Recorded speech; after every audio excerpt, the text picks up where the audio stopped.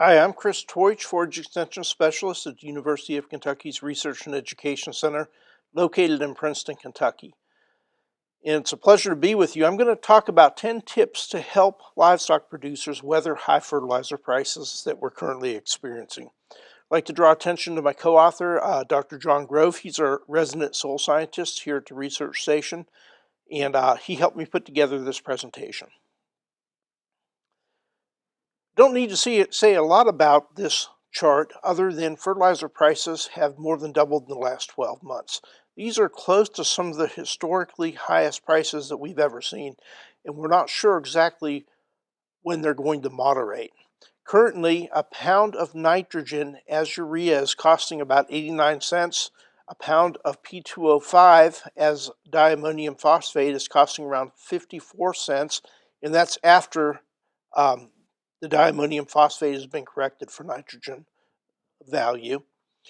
And a price of 0060 is around 63 cents per pound of K2O. The first tip that I want to give you is that there are no silver bullets. We need to avoid products that sound too good to be true. Just like your mother told you when you were little, if it sounds too good to be true, it probably isn't true. There's a lot of biological products out there, and they talk about things like activating the soil microbes, which I'm not even sure what that means. In some of those products do show potential, but really the only one that we're recommending right now is inoculum for legumes. And inoculum for legumes we know works and is going to provide good inoculation and nodulation of the roots and effective nitrogen fixation. Always ask for replicated data if somebody approaches you about one of these products. Ask for data from university trials. They absolutely hate that. They love testimonials, but they hate real data because it shows that their products don't work. This is one of those products that we're testing right now. Edwin Ritchie and I are testing this product across the Commonwealth of Kentucky, and it promises a lot of things. Neutralizes soil acidity, which it doesn't. Increases movement of NP and K, aerates the soil, increases water infiltration, strengthens cell walls. Everything except the kitchen sink it's promising. The best thing you can do with this product is just don't use it.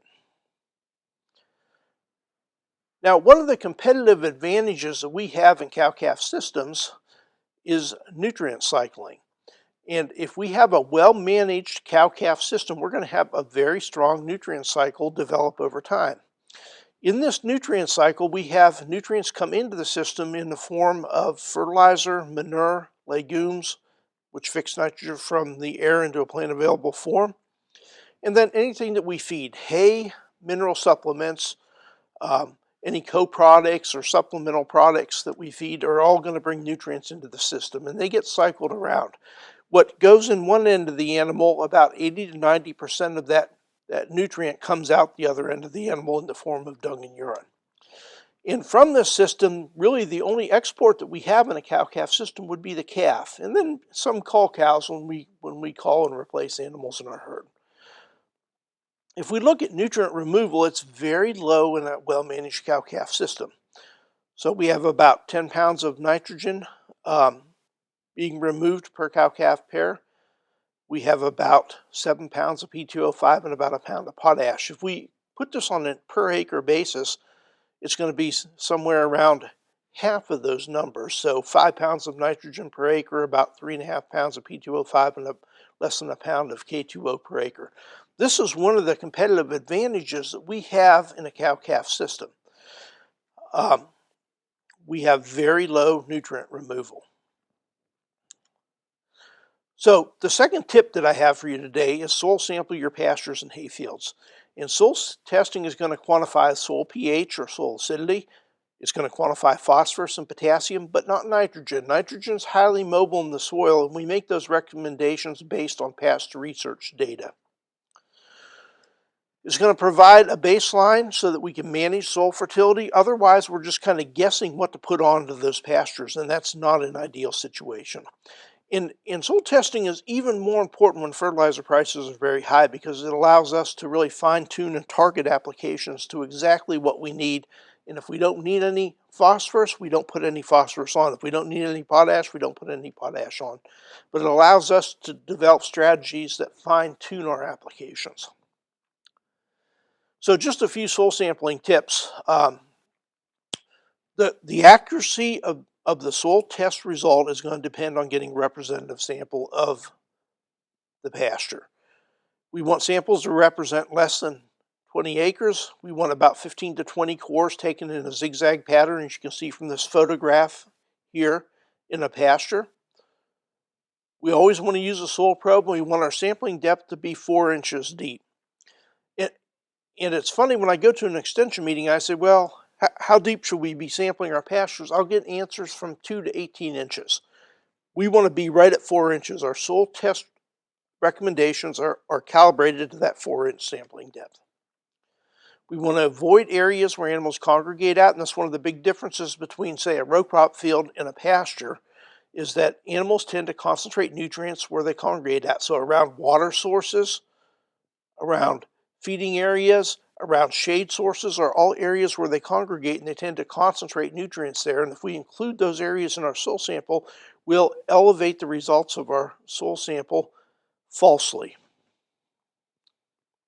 And then make sure that you do your paperwork. And we like to see you submit your soil samples through your extension office and let the University of Kentucky Soil Testing Lab test those samples for you. We have a very good lab. The results come back to your extension agent. Your extension agent can help interpret your results and make lime recommendations for your local quarries. Tip 3, apply lime according to soil test. In the past year, nitrogen, phosphorus, and potassium have more than doubled in price. Lime has stayed relatively stable, so this is one of the important tips that I'm going to give you today, is that if you need lime according to your soil test, this is a good time to put it on. Acidity is a major factor limiting forage production, not just in Kentucky, but the whole southeastern United States, and it does two things. It reduces nutrient availability in the soil to plants, and it reduces nitrogen fixation to legumes. This is just a diagram showing the impact of soil acidity on the availability of nutrients. The wider these bands are, the more plant available these nutrients are. If we go from a very acid pH of 4 to alkaline, we can see that the nutrient availability changes. When we're in the range of 6 to 7, which is where we want to be for most pastures and hayfields in Kentucky, that's when we optimize the availability of our macronutrients like nitrogen and phosphorus, potassium, sulfur, calcium, and magnesium. So just by changing our pH and adding lime if we need it, we're going to make nutrients in the soil more plant available.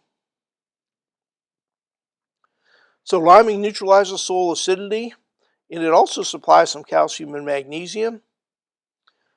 And if we look at general guidelines for hayfields and pastures, if we look at a grass clover mix, which would encompass the majority of our pastures in Kentucky, we want to be between 6 and 6.4 to optimize our soil pH and nutrient availability in those pastures.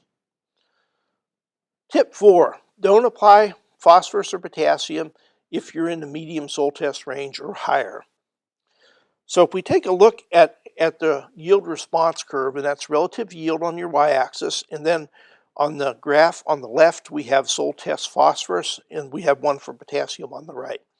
If we look at the different soil test ranges, if we're in the medium range, we've achieved more than 80% of our yield potential in that particular field in terms of our soil fertility program. So applying more, we may increase yield a little bit more, but not a lot. So at the current time, our recommendation is that if you're in the medium soil test range, especially in the middle of that range, don't apply any more P&K. Now when we start to drift down to the low range, the yield response is going to be much higher to additional applications of phosphorus and potassium. So we would recommend, if you're in the low range or very low range, that you do put some phosphorus and potassium on, even if the prices are higher. Implement rotational stocking. Boy, this doesn't sound like much of a soil fertility tip, does it? We know rotational stocking improves pasture production. This is a summary of yield results. These are all replicated studies that directly compare the continuous and the rotational stocking system. And what they found was that we increased pasture productivity by 30%. There's not many things we can do in agriculture that's going to increase productivity by 30%. Rotational grazing is pretty unique in that. So this is one of the big things that we can do. We can increase pasture productivity, and that's going to take better advantage of the nutrients in our grazing system. Now, the other thing that we don't talk enough about in terms of advantages of rotational stocking is that it improves nutrient distribution within the grazing system. So if we have one big pasture boundary like you see in this diagram, animals are going to go out and they're going to graze, and they're going to come back to shade and water sources, and they're going to lay down and they're going to ruminate, right? And when they get back up to go back out and graze again, they usually make a deposit of dung and urine.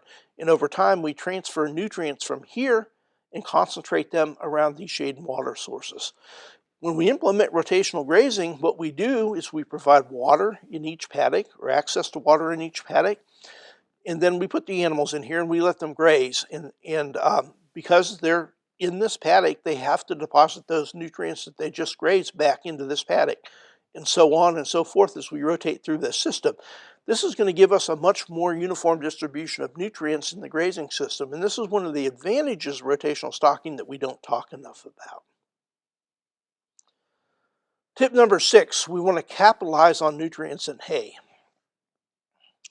If we assume 1 ton of hay contains 40 pounds of nitrogen, 15 pounds of P2O5, and 55 pounds of K2O, and this will vary a little bit between types of hay, but if we assume this general amounts, and we assume the cost are at the current level, 89 cents for nitrogen, 54 cents per pound of P2O5, and 63 cents per pound of K2O, 1 ton of hay is going to contain around $78 worth of nutrients.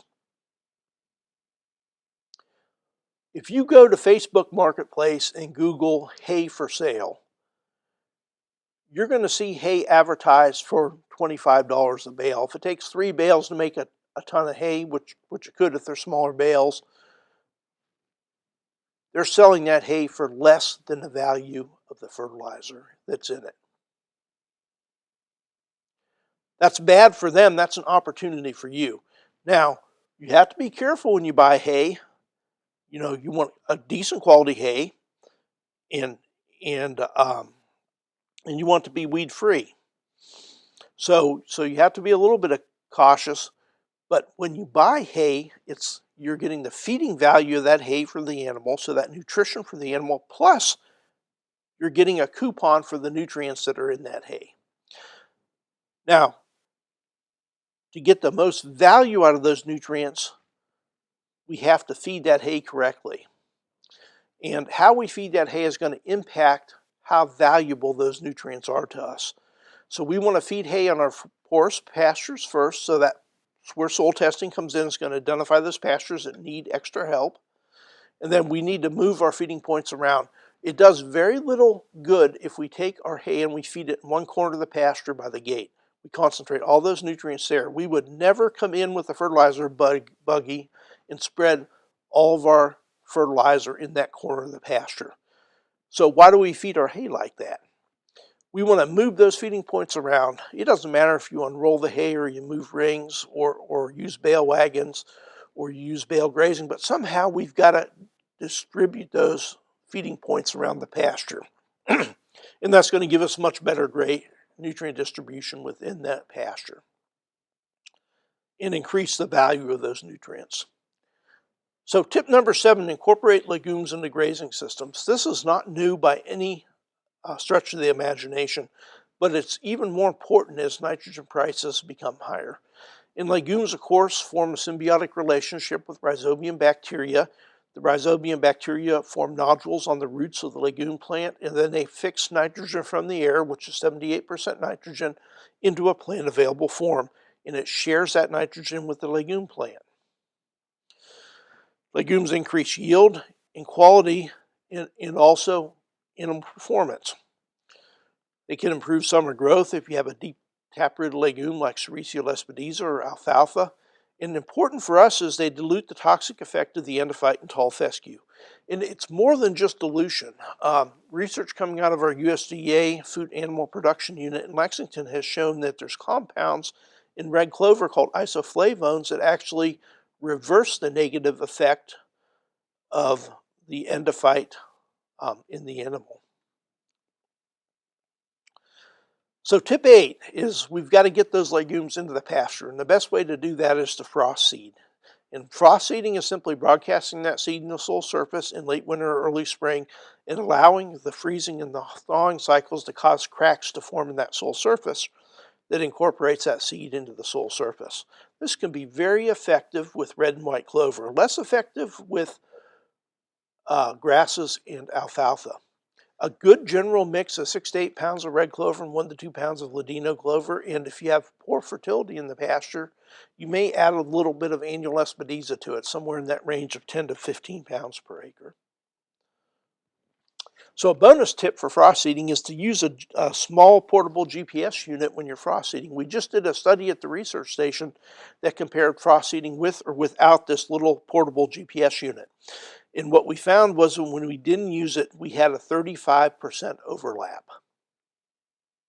So both operators in this particular study tended to overlap rather than have misses. And that overlap ranged between 21 and 49% for the two operators. We think that the overlap will most likely be, for most people, in that 20 to 30% range. Both operators, when they use GPS guidance, reduce that overlap to 3%. So just think about the economic impact that could have on your frost seeding costs if you have a 20 to 30% overlap. It's a significant increase in seed price. And seed supply could be short this spring, will likely be short this spring, and it's going to be likely more expensive. So reducing that overlap is going to be pretty important. Tip 9, we want to manage nitrogen applications. Remember, nitrogen is only a good investment if you're going to utilize that forage. In terms of grazing systems, when we apply spring nitrogen to pastures, often we make a problem of having too much forage in the spring even worse. So we want to limit spring applications in most pasture situations. An exception to that may be if we're using nitrogen to shift the growth curve more into summer. So we will come in late spring and apply a little bit of nitrogen to stimulate grass growth and push it into the summer months. That can be a good use of nitrogen in the spring, but in most cases we want to limit spring nitrogen applications in grazing systems. We're much better spending that money with a fall nitrogen application to stimulate growth for winter grazing.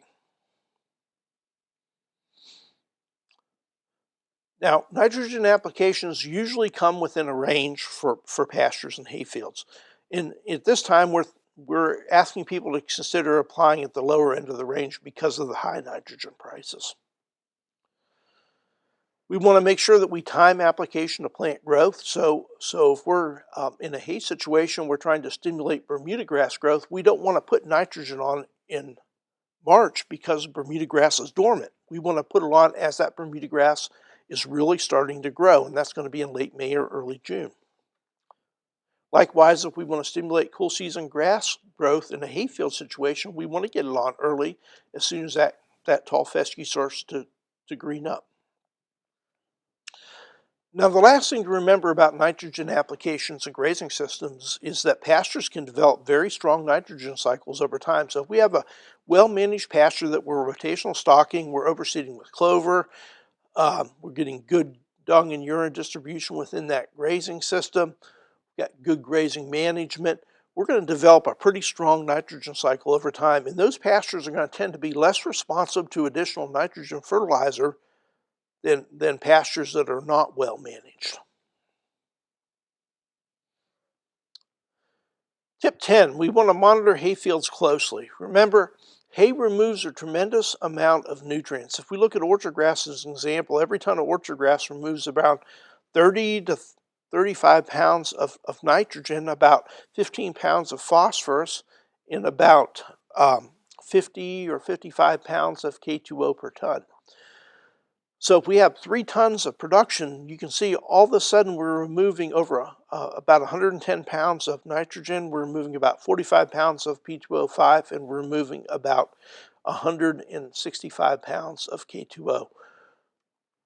The reason I'm showing you this is that you can not put these nutrients back for a year or two, but eventually you're going to start to draw soil levels down and into the low range. And as we get into the low range, we're going to limit production in hay fields, and those stands are going to become weaker, and we're going to see more weed encroachment in those stands. So we've got to replace those nutrients over time. So in the current situation, if we need to watch these soil test levels really close, and if we drop down below that medium range, we definitely need to be putting some P&K back onto those fields. That's all I've got for you. If you have questions or discussion, the first place I want to send you to is your local extension agent. They're a great local resource. They know your county, they know your soils, they know your farm, and have a personal relationship with you. And they can give you the best advice for your local situation. I've got my contact information down there. You're always welcome to call me. I always prefer that you work through your local extension agent, though. So thank you, and I wish you the best as we try to weather these times of high fertilizer prices.